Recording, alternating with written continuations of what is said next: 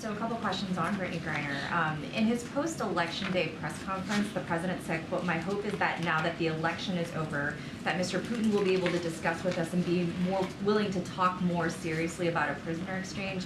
So can you discuss how precisely the how the talks changed after the midterms? Did Russia seem more, did their posture change? Were they kind of cognizant that the campaign season was over? If you could bear with me for a second, I'm going to give you all a timeline that will answer probably many of your questions about what happens and when things change. So as you all know, over the past year, we've been pursuing many different avenues, as I just stated at the top, to secure Brittney's release. And I mentioned what the Secretary said in July.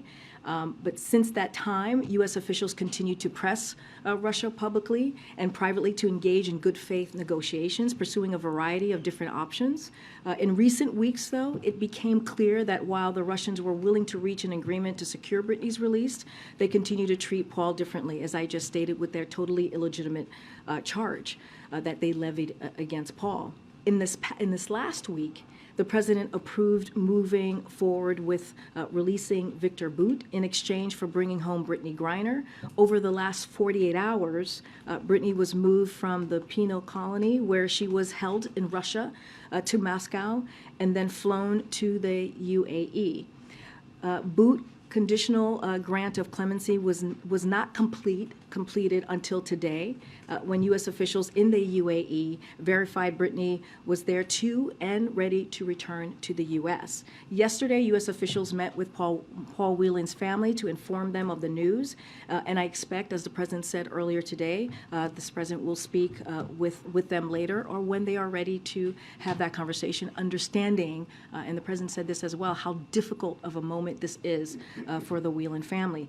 And this morning, just to clear up some of the questions that you all have had, Sherelle had been invited to the White House for a meeting with the National Security Advisor, Jake Sullivan. When she arrived, she was welcomed into the Oval Office by President Biden, who personally delivered the news that Brittney would be returning home today. The president was joined in the Oval Office by Vice President Harris, National Security Advisor Jake Sullivan, and also Secretary of State Blinken. Once Brittney lands in the United States, she will be offered appropriate care and support from the U.S. government, including medical screenings as well. Look, I'm not going to get into specifics as to your question about what was occurring to change the minds of Russia as it relates to the midterms or doing this after the midterms.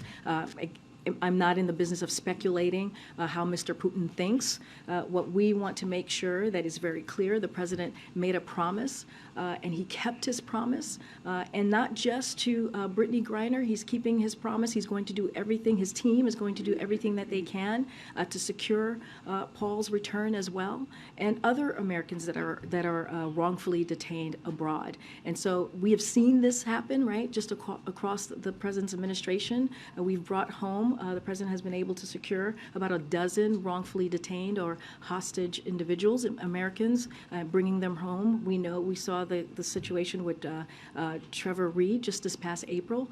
So this is a commitment that the president has, that his administration has, and we will continue.